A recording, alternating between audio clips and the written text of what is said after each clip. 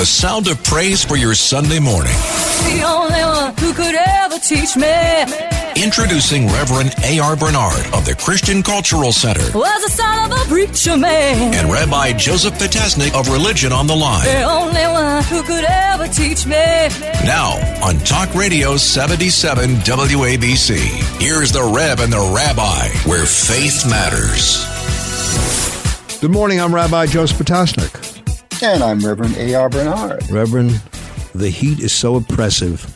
Maybe it will somehow inspire people to be better, thinking, I'm not going down there where it's supposed to be very hot. I want to go up there where at least the temperature is moderate. So this may be one of those moments of reflection that I got to change my behavior. I'm not going to go down there where it's 100 degrees. Yeah.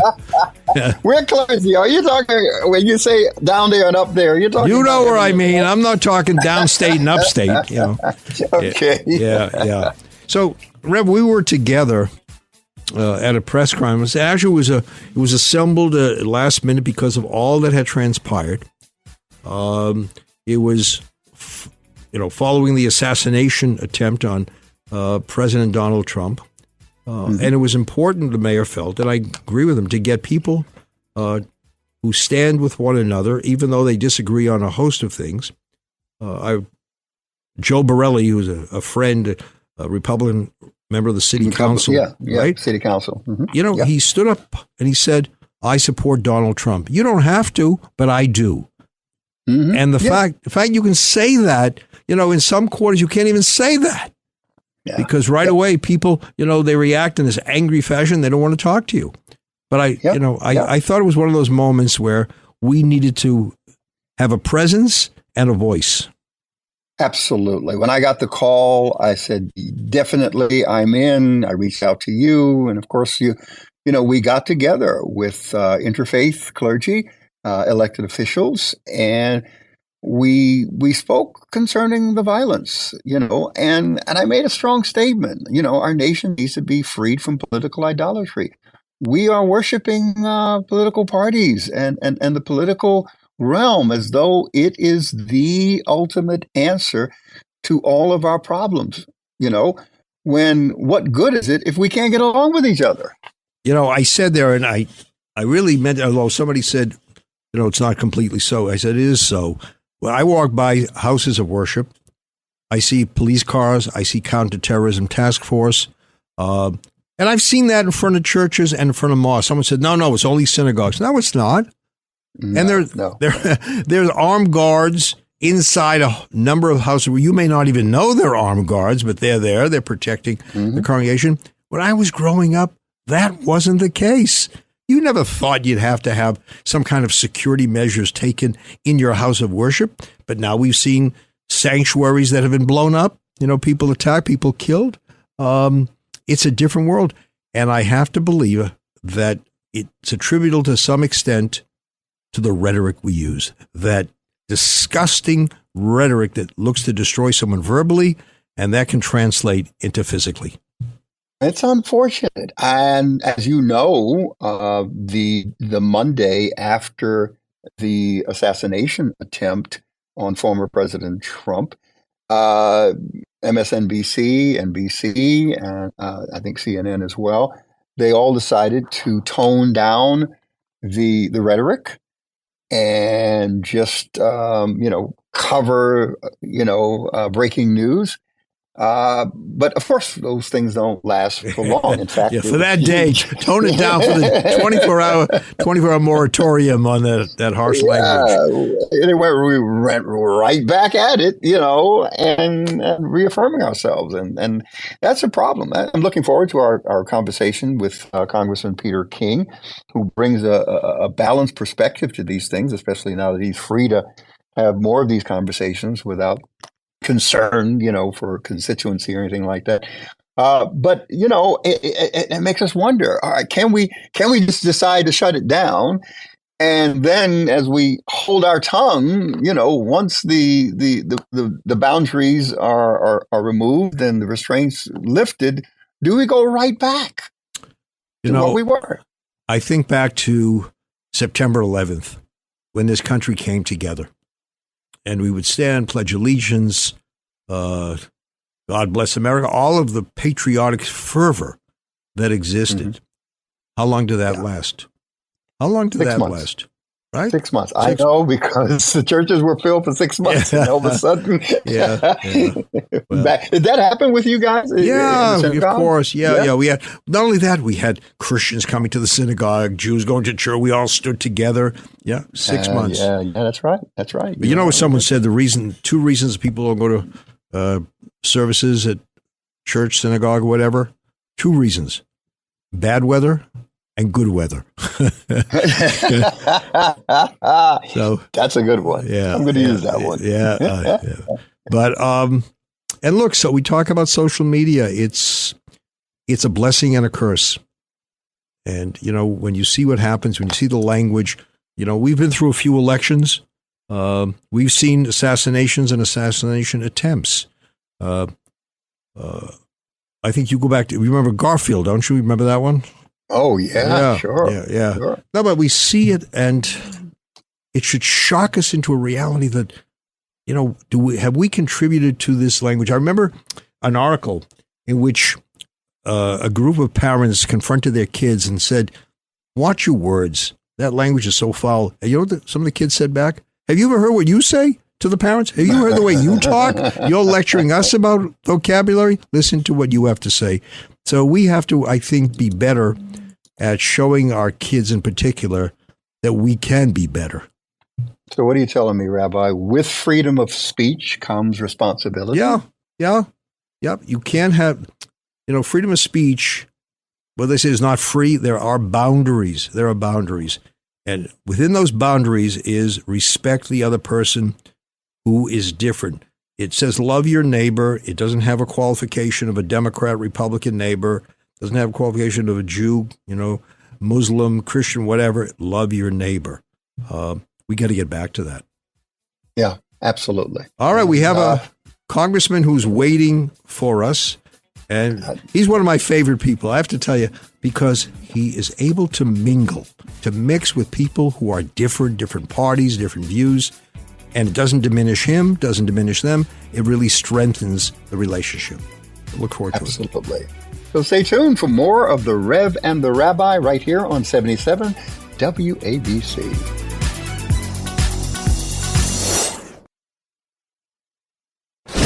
Where faith matters. The Rev and the Rabbi. Talk Radio 77 WABC. Welcome back. I'm Rabbi Joseph Potasnik. And I'm Reverend A.R. Bernard. Reverend, we have with us, first it was a United States member of Congress from Long Island. Then he graduated America's congressman. Now he's a statesman in the world. I'm talking about Congressman Peter King, whom I've been privileged to know for many, many years, and his wife Rosemary and his kids. And, you know, I was talking to someone the other day about Peter King, and he said to me, this is a person who is an exemplar of all that is decent, all that is dignified. Whether you agree or disagree with him, he's a person of principle. And he said, how rare is that today? Not only in politics, but how rare is that to find someone who what you see is what he is. So it's a great honor to have you with us, Congressman King. Rabbi, thank you. Really, thank you for the introduction. Thank you, Reverend. And again, you went a little bit overboard, but it sounded good. But you'll accept it. But I don't hear you rejecting. I don't hear you rejecting or refuting anything I said. Yeah. No, not. I was going to say it's an act of Christian charity, but it's the Rabbi. I really take it. So thank you. Yeah. I will tell you, the microphone started getting slippery because of the butter. All the butter. What can I say here? Congressman, let's begin. During all of your years in Congress, do you ever remember a time when the rhetoric was so heated, when we were so divided? I mean, we've had some conflicts, but anything that compares to the present? No, we had some very tough moments. Like during the Clinton impeachment, that became very bitter and almost vicious on both sides. But once it was over, it was over. I mean, that was like a 2-week period of real anger and almost hatred in some cases. But it happened right before the Christmas, Hanukkah break. We come back, it was pretty much in the past. This has been going on now really since probably in 2020 during COVID, it really began, which surprisingly you would have thought that could have brought people together. But instead, in Congress, that seemed to really make the divisions worse than ever. And then it's not because I left, but after I left in Congress in 2021, when Trump went out and Biden came in, both sides were dug in just continually. It's day in and day out. I mean, I talk to people in Congress who do want to work out some bipartisan agreements, and there's almost nothing you can't work out some sort of agreement on. And if you're in the minority, you're fighting hard to get 48%. You're fighting hard to get a piece of what's going to be decided on. Now the attitude is, unless you're getting 100%, it's nothing. You're going to fight it to the death. Mm-hmm. So whether it's a tax bill or a highway bill or an armed services bill, or almost anything, it's all or nothing. And if you cooperate with the other side, that's the other thing. You know, the American people, they say that they want people to work together and, they want bipartisanship. If you do get involved and you do work out a compromise, maybe 80% of the people think it's a good idea, but nobody hears from them. Instead, your side, the hardcore people accuse you of being a traitor. That said to Democrats, it said to the Republicans. If you compromise today, you sign on to a bill that's sponsored by somebody on the other side of the aisle, even if you got a lot in there for your side, you're considered a traitor. Like, for instance, I can go back, I guess, 2 or 3 years ago, they had basically a public works bill, which put more assistance into Long Island and New York, especially Long Island, than any bill probably in history. And the Republicans who supported that bill, even though the money was coming into the district and the projects we needed, this wasn't make-work stuff, this was real important projects, they were attacked as traitors for signing on and voting for a bill that a Democrat's name was on. That wouldn't have happened 10, 15, 20 years ago. You could have, but now, and then when it comes to a primary, there's a rule in politics, and I guess most rules are made to be broken, but a rule is that in primary elections, maybe 15, 20% of the voters are going to come out in the party. There's also another rule that maybe 10% of each party is fanatical. They're absolutely, totally hyper-partisan. Well, that 10% is going to come out in the primary. And so they have an inordinate influence in the primary. Classic example, I think, of several years ago is Eric Cantor, who probably was the most conservative majority leader the Republicans ever had. You couldn't find anybody more conservative than Eric Cantor. Really, really hardcore. But for some reason, they decided to go after him. I think it was Laura Ingraham or somebody found some obscure amendment on an obscure immigration bill from 5 years before.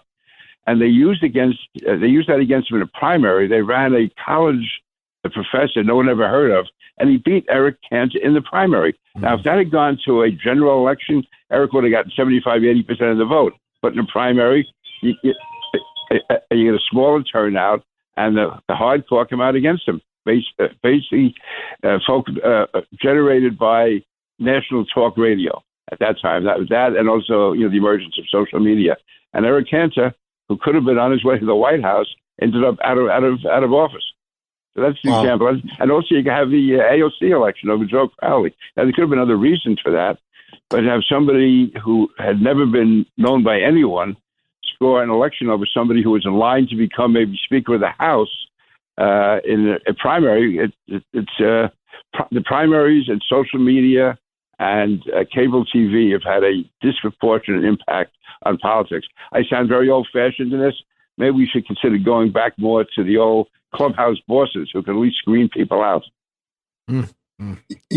Before we went on the air, you and I, Congressman, were talking about a convergence of social and political events in a short period of time. Yeah. I just reflect on that, would you, for our audience?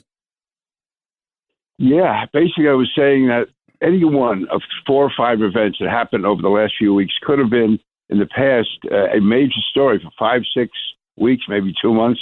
First of all, the fact of the attempted, back before that, Joe Biden's debate performance, which was so poor. And it was certainly every day it was Joe Biden, is he going to stay on? Democratic moves to remove him from office. Joe Biden fighting back to stay in office. And then an attempted assassination of President Trump, which is probably as close as anyone has ever come to being assassinated. To have an AR-15 fired from 450 feet away and cut off part of your ear and not hit your head at all is absolutely, again, literally unheard of. And he survived that. And then you had, right after that, you had all the trouble. Where was the Secret Service? How did these things go wrong? Then you have the start of the Republican convention, and you have the federal judge in Florida throwing out probably the strongest case against President Trump, throwing it out of court. You're dismissing the charges. And then you have the convention itself now, where you're picking someone who wrote a book about hillbillies several years ago. And again, he's a very qualified guy. I'm not getting into that. But all of these events, each of those events could have been a major, major story. Now they're just all together in one. And you wonder, how much can the American people absorb? Do we absorb it? I mean, you can go back, say 50, 60 years ago, and you read about maybe a small scandal in an administration, and that held the attention of the media in the country for weeks and months at a time. Now, yes, today's scandal tomorrow becomes ancient history. And I mean, people, it's just so much happening at one time. So much is coming at us. How much is being appreciated by the people, and also you wonder how much serious thought has been given to all the events we're facing. Plus, the war is still going on in Ukraine. There's still, the war in Gaza. The Israeli hostages are still being held. All this is happening. China is still threatening Taiwan, and somehow I guess we keep going. But you just wonder: are we giving sufficient thought to what's affecting us today? Or what impact does that have on people's psyche? Congressman, Reverend and I were together last week at a press conference with the mayor about rhetoric. Do you really think that anything we say, proclaim, use a prophetic voice, do you think it's going to matter? I mean, it seems to me some people thrive on divisiveness. They want to see us against them. They're not interested in unity. And I sometimes think that we're just blowing in the wind. Yeah, I think it's going to be very, very difficult. People are so dug in. And let me just maybe go a little sideways on this. As bad as Joe Biden's debate was, even he's conceding how bad it was, still, as of 10 days later, he only dropped 42 points in the poll. The reason I'm saying is people are so dug in that those who hate Donald Trump are going to hate him. Those who hate Joe Biden are still going to hate him. And so even like Donald Trump's numbers, you would think after surviving an assassination attempt, his numbers would have skyrocketed. There's a poll come out like a day later, everything showed him still behind. So, in some states, ahead in others. So I think people are so locked into their predispositions, to their, what do you call it, hatred, dislikes, strong partisan views, that it's almost impossible to hope for the rhetoric to tone down much. It may for a day or two. But then, for instance, I'm not trying to be partisan. Joe Biden was saying, we have to tone down the rhetoric. But after all, Donald Trump is threatening democracy. Well, that's a pretty serious charge. And I'm sure Donald Trump will say the equivalent toward Biden. So, no, we're no longer saying that this person shouldn't be president because his tax policies don't work, or this person's foreign policies should be stronger. Basically, we're saying he shouldn't be president because he's evil. And both sides are saying that. And that's a dangerous path to get out. I mean, you go back to, say, Adlai Stevenson and Dwight Eisenhower. No one was saying the other guy was evil. Kennedy and Nixon, probably the best campaign of the last century. Two guys who fought it down to basically a tiebreaker. And no matter what was said and done, no one was accusing the other one of being a crook or a thief or an evil person or trying to sell out the country. It was an honest debate. Who's doing more for working people? Who's doing more for jobs? Who's going to be stronger, standing up to the Soviet Union? But it was not the personal vitriol that you have today. So let me ask you a question, because, and I love the way you brought perspective to all of these events converging and shaping and influencing us. Do you think that because we're basically dug in, that it was a right strategy for the Republican Party to bring to the platform the president, the head of the Teamsters Union, Amber Rose, who is a symbol of pop culture, in trying to appeal to blue-collar workers and pop culture? Do you think that was a smart strategy on their part, because they think that there's going to be a particular group who will present the tipping point of the election? Yeah, let me just say that as far as the Teamster president, Sean O'Brien, I think that was a masterstroke by Donald Trump. And I'm sort of putting myself into this a bit. Back in 2000, I was at a news conference at the Republican Convention in Philadelphia with Jim Hoffa, head of the Teamsters. And I was calling on Republicans to let labor into the room. There's too much of this idea of, Republicans are business, Democrats are labor, and, the twain shall never meet. Well, the fact is that I think there are a lot of people in the Teamsters Union, the construction trade unions, and others that Republicans should listen to. And again, I go back to my thing. The unions come in, okay, maybe we're going to disagree with 60%. Well, if you can accommodate them for 40%, you're going to win over some of their voters. And there shouldn't be this hatred. To me, a union leader is a leader. He's not a boss. And I used to drive me crazy in Washington, where I would have Southern Republicans. Every labor leader was a boss. And of course, then you get Democrats, and they think every business guy is a crook and a capitalist crook and all that. No, I think bringing the Teamster head in there, that to me could be a step toward opening things up to get a dialogue going. As far as Amber Rose, I have to defer on that one. I watched her. I'm no expert on pop culture. Usually the rabbi is my consultant on that, and I couldn't get a hold of him. I was watching Lawrence Welk, yeah. But, I mean, from what I know of her now, or from watching her, I thought it was a good stroke by Republicans, especially since she seems to, cover a lot of bases. She's female. She's a mixed race. She's outspoken. Obviously, she had been very anti-Trump. So the fact that now she's saying positive things about him, you would hope that would open it up rather than Republicans are saying, okay, we grab them, they're on our side. Yeah. So doesn't it send a message to all of us to stop with this Pavlovian behavior that because my father, grandfather voted a certain way, I have to vote that way, to be more open to listening and learning about the other side before you make a decision? Look at a platform, look at positions on issues, rather than just looking at the partisan label that because so-and-so is a member of a particular party, therefore I have to vote for that person, without studying positions on the other side. Well, Rabbi, if I may, because Amber Rose did just that. She said that her father really inspired her, her father, who was white, inspired her to take a look at Trump's history and his record and make a decision based on that. So according to her, this is exactly what she did. Yeah, But I always hear people saying, I can't vote for that party, I can't vote for so-and-so. That their mind is made up before they have all the facts. And I'm just wondering if this is going to be an opportunity to challenge that thinking as she did, and saying, don't be so parochial, don't be so closed-minded. I would hope so, and it would be great. I think the exemplar, though, of what you're calling for was Joe Lieberman, who was a hardcore, dedicated Democrat, and he crossed party lines to support John McCain. He certainly supported me on several occasions, but he judged each issue by itself. He ran for vice president of the United States as a Democrat, but still, when he came back to the Senate, he didn't make it. And he had a lot to complain about. They lost in the contested election.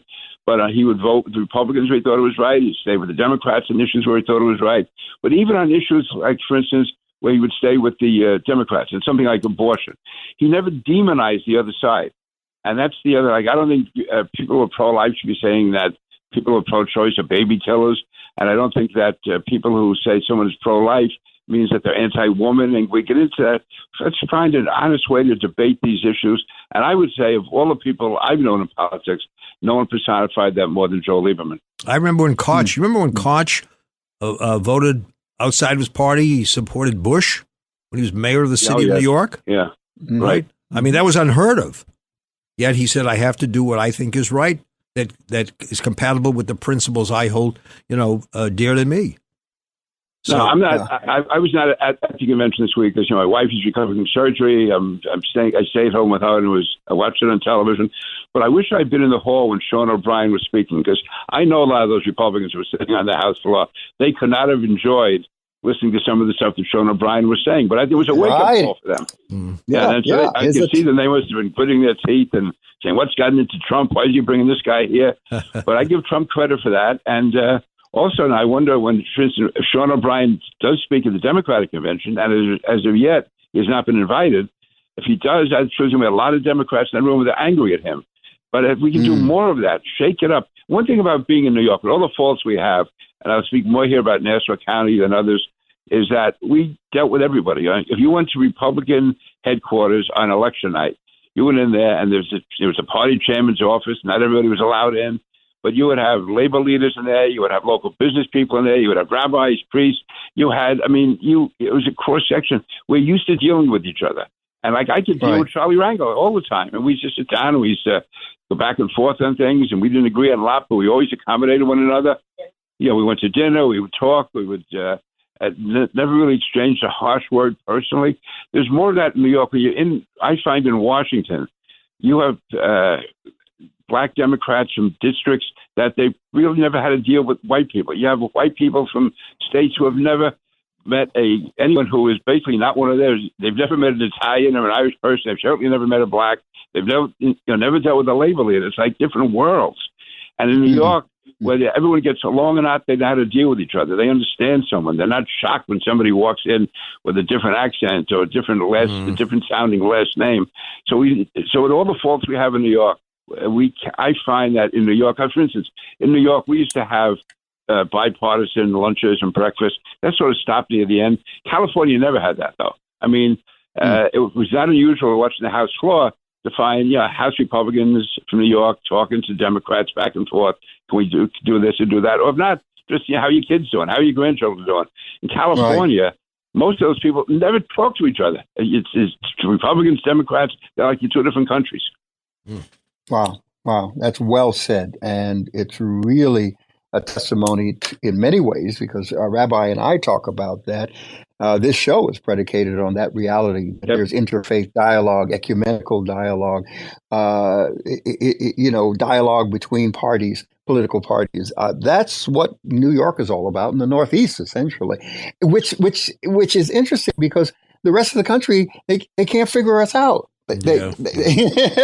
We're either a traitor or something's wrong with us. We don't decide a relationship based on we agree with each other. Obviously there should be some core values that are very important to you that the other side respects as well. But this idea that we have to be this uniformity rather than diversity of thought is beyond us. By the way, I want you to know, I know, you know as well, clergy who have given a prayer at a convention of one party, and many of those people get lambasted. How could you give it was a prayer for peace. It was a prayer for the government, right? Yes. And how dare you? And I remember one person saying, but the other side didn't invite me. I would have done both sides. But if they invite you to offer a prayer, and then one was challenged by his congregation, don't you dare go and give a prayer. And he said, you know what? I'm not going. It's not worth the aggravation.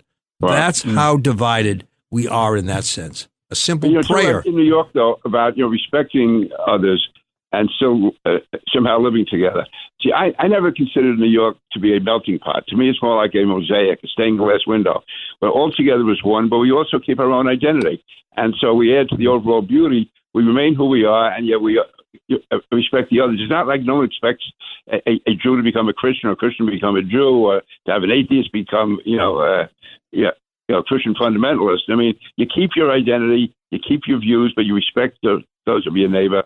That's why I guess it was Mario Cuomo who used that metaphor, of the mosaic, that you maintain your individual beauty and identity, but you become an integral part of the whole. Yeah, well said. Absolutely. And I think we should be a model for the rest of the country. In some ways. Yeah. I was waiting for the amen. I didn't get that one. Okay. Yeah. Why I need to beef up my amen corner there. Okay, go ahead. Why is it that some people get, who have not much influence, get so much attention on right and left? I remember years ago it was Pelosi or Steny Hoyer saying, look, the squad is just a few people. They get a disproportionate amount of attention in the party. The party caters to that wing. You go on the right, Marjorie Taylor Greene, the attention she receives. Why do we allow a handful to dominate so much? I don't dominate his word, but to take up so much room, to we give them so much oxygen. Yeah. I would say it's probably social media. I think it began with cable TV, but it's just magnified itself. So I don't know, thousandfold through social media. They can reach people, and many of the people on social media sort of lead lonely lives, or they're looking for the simple answer. They're looking for the conspiracy view, or they're looking for, for victimhood. And you can play to that on social media. And so they get the attention, and then people on social media start contacting the congressional offices or contacting party leaders, and it gives them a disproportionate sense of power that they really have. But if you're in Congress, we used to count how many letters we got in. Now you can get like thousands of emails and text messages, within the hour, based on some outspoken or crazy member of Congress or somebody on radio or television says something, and it gets out there in social media, and it takes over. It becomes a life of its own. Yeah. You pointed out something, Rabbi, because I think about what people gravitate to when they are concerned about safety, security, when they're concerned about their place in society, order, stability. All of these things come into play. And do you think that it pushes us towards an authoritarian leadership and authoritarian voices who can promise that I'm going to fix this, within a short period of time? I've got all the answers. Do you think that those fear concerns actually influence the way people vote? I think they do, but again, there is a time when you have a breakdown in law and order where you do need to give the police more power, and you have to obviously, hope and make sure to take measures that it doesn't become authoritarian. So there's that balance back and forth. But I think it's harder to find a balance these days because if there's one act of police brutality, then they're saying that the police should be defunded. On the other hand, if a crime is committed somewhere and it's a particularly heinous crime, then people say send in 1,000 cops and lock everybody up. So the idea is to find that balance, and it's harder to find that today. That's why I'm surprised. And I hate to be giving you guys so much credit. I'm surprised your show does so well because basically you're violating all the rules of contemporary media. To have more than 2 or 3 minutes of discussion is really too much. If you notice, most of the shows you watch, it's quick and bang, bang, 4 or 5 minutes and back and forth, people yelling and screaming at each other, then you cut for a commercial. I mean, to actually have discussion and try to figure out why, and just your question there, Reverend, you're admitting you don't know the answer. Well, that doesn't work today. I mean, you're supposed to,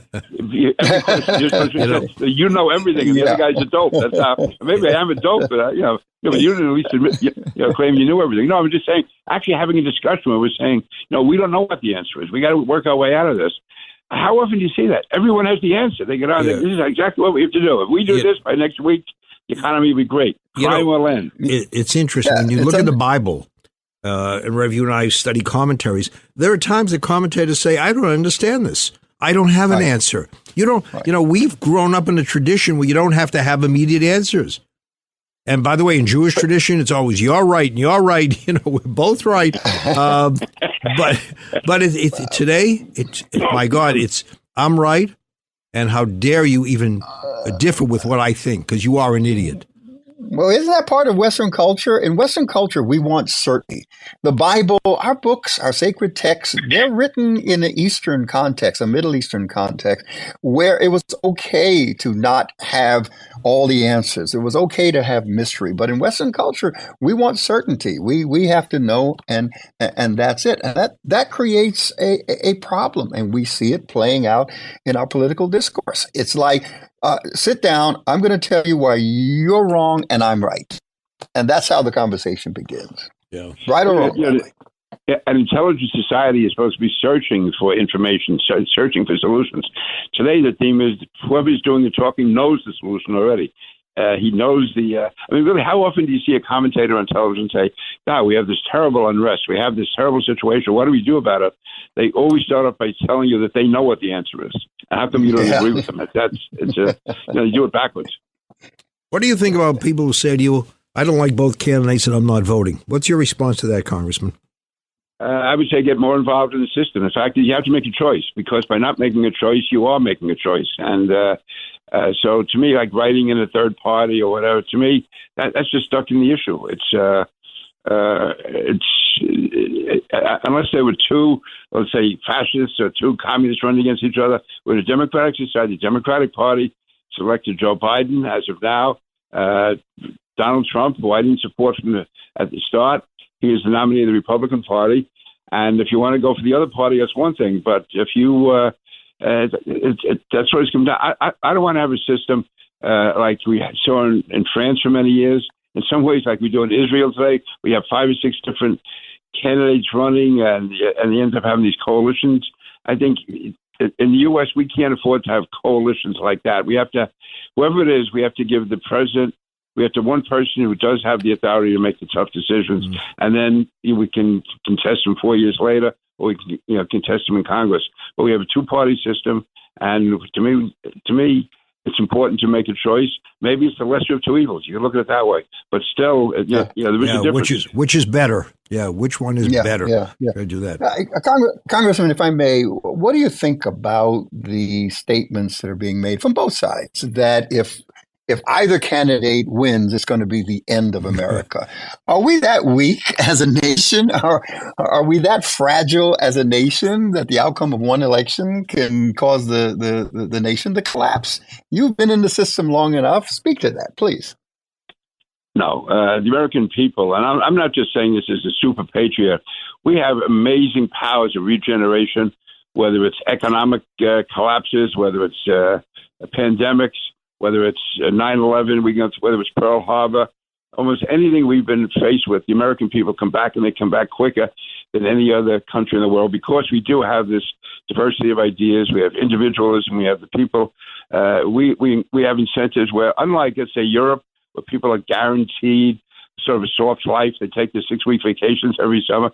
Americans are raised in a culture where you have to work to get ahead, and that innovative spirit stays with us. So during the tough times, whether it's business-wise, whether it's religion, whether it's politics, we come back. So I think, listen, I'm not overly optimistic about politics today. Having said that, the American people will go on and will still end up being the greatest country in the world.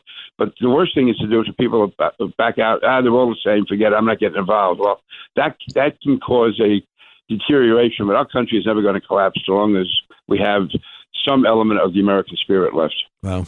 And see, that's the America I know. That's the America I love. The fact that we've been resilient in the face of so many crises, that we continue to evolve and grow. Yeah, there's a lot still wrong, a lot that we still have to straighten out and get right.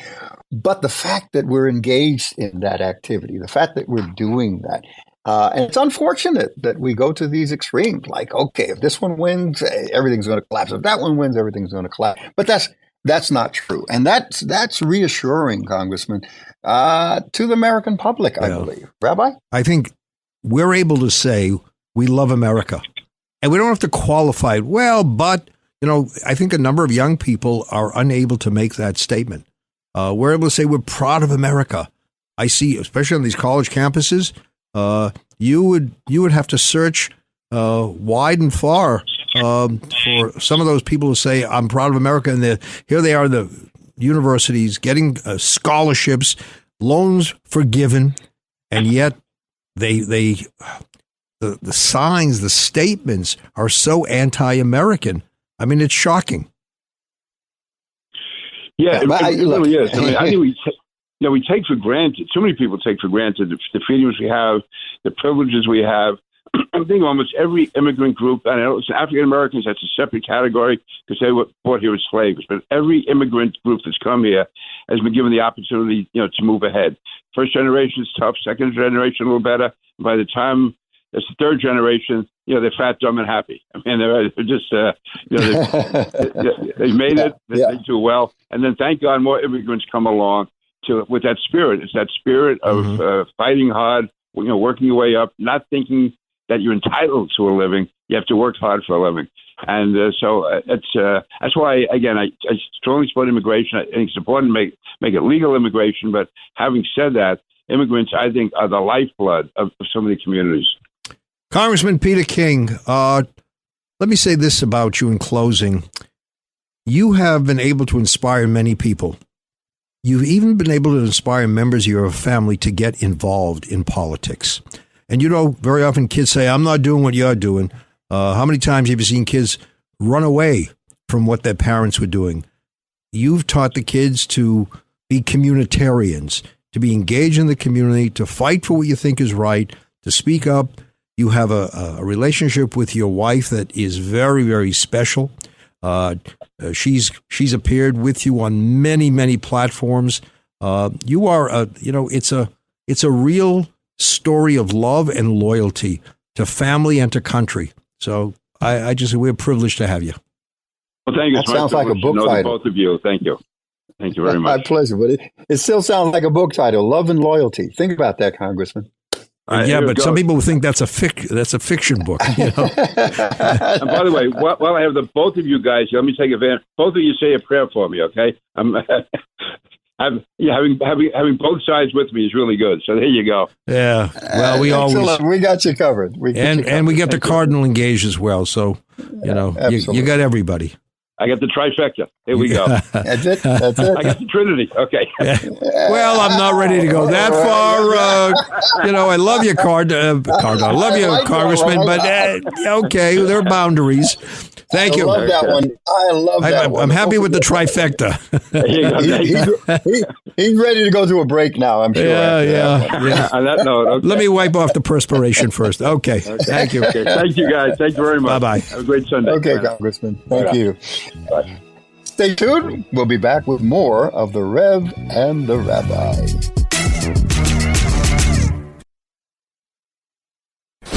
Reverend A.R. Bernard, Rabbi Joseph Potasnik, the Rev and the Rabbi. Talk Radio 77 WABC and the all-new WABCRadio.com. Welcome back. I'm Rabbi Joseph Potasnik. And I'm Reverend A.R. Bernard. The art of conversation, communication, it's a dying art, because too often you see people who are yelling at each other at the same time. We talk of dialogue, and that's duologue, where you're both speaking, yelling, and no one's listening to the other person. What a pleasure it is to have someone like Congressman King and others who will sit and speak to you, and you don't interrupt them, you don't yell at them. They listen to you, you listen to them. It's refreshing. The art of communication is not in your ability to speak. It's in your ability to listen. I'm going to let you use that phrase. Yeah. Okay? I'm going to let you use that. Well, you know what? But it's true. You took that from us a bit. Okay, here we go. We're robbing the Old Testament again. When we sound the shofar on the High Holy Days, you sound the shofar, you make all of these notes of the shofar, and before you sound it, you recite a blessing. Thank you, God, for allowing me to listen to the shofar. Here you are sounding it, and the blessing is, thank you for allowing me to listen to it. Listen. It doesn't, right? I think we don't listen enough. Look, I see parents who they have these minimal conversations with their kids. They don't sit down for dinner together. Everybody's too busy. And later on, kids get in trouble. Says, why did he tell me? Why did he tell me he had this problem? Well, you didn't bother talking to the person. So I just think that the ability to be with one another in meaningful conversation, that's why social media it's corrupted us in some places. There are people who send out all of these emails, one after the other. Number one, they think that you're going to read them. But isn't there a better way to engage somehow in participation in our society than to just barrage people with emails? Does that really do anything? No, you're right. You're absolutely right. It has changed the nature of conversation. The rest of the principle is not only that communication is based upon your ability to listen, not speak, but when communication breaks down, abnormality sets in. And the ultimate end of that is confusion and death. And when I say that, death to the relationship, death to the art of communication. You know what I mean? And that's very, very real. You were going to say something. Yeah, we're arranging programming for the coming year at the Board of Rabbis. I hear from so many people, and I'm fully on their side, enough with the Zooms. Enough with those Zoom programs. We want to be there in person. We want to see the other. We want to listen to the other face to face. And Years ago, when you'd offer the prayer for peace, one of the criteria for offering a prayer for peace in the synagogue, in the church, face to face, panim el panim, we say in Hebrew. And that's not the same as being on a screen with someone, and doing something else, looking at your phone while you're looking at the screen, talking to the person. Yep, that's exactly it. I mean, I have meetings where people are flying in now, back to flying in to meet face to face, because the substance of the meeting requires a spirit to spirit, word to word, face to face interaction in order to make a deal, in order to make decisions. And I think that we lose that because we're able to hide essentially using technology. You think of these dramatic moments in our lives. Someone, God forbid, loses a loved one. And, we have what's called the shiva. You come over, you try to comfort the person. Imagine doing that on Zoom. Do you think that has the same impact of holding and hugging someone and saying, we are with you during this difficult time, what we call that theology of presence? Yeah. It doesn't. Yeah. Obviously, if someone's on the other part of the world, a phone call is appreciated, but not this sole reliance on technology rather than in-person presence. Yeah. And if I may refer back to our guest, Peter King, the congressman, I guess some of what I'm going to say is related to the fact that he is no longer in Congress. But I appreciate the fact that he's balanced and he's calling for balance. I mean, he used that word several times. And that's so important. We've moved away from balance, which is the key to life of relationships, of community, of organizations, of a society. And his willingness to say, well, look, both sides are wrong. That's where we need to be in our society, Rabbi. Too often we have resorted to labels. We label people. We label people with a certain, let's say, ethnic, religious identity. And as a result of that labeling, we have a whole set of, stereotypes. Right. Yeah. Mm-hmm. Yeah. We have parties, if you're a Democrat, well, this is who you are. If you're a Republican, this is who you are. Rather than even thinking about saying, well, maybe I'm a hybrid. Maybe I'm a little of both, or maybe labels don't mean anything to me. But I think we live a life of labels. Yeah. Right? We put them on people, and then we label someone as stupid. Stupid, you're stupid, and that's it. Yeah. Well, yeah. Remember when the back of the van for mentally challenged individuals was called Invalid? Yeah. Remember? And they changed that name because, we used to use terms like, and forgive me, not politically correct here, but retard. We realize the power of language to label people and marginalize people, so we're willing to make those kind of changes. And I think we're at a place where we need to rethink how we use language.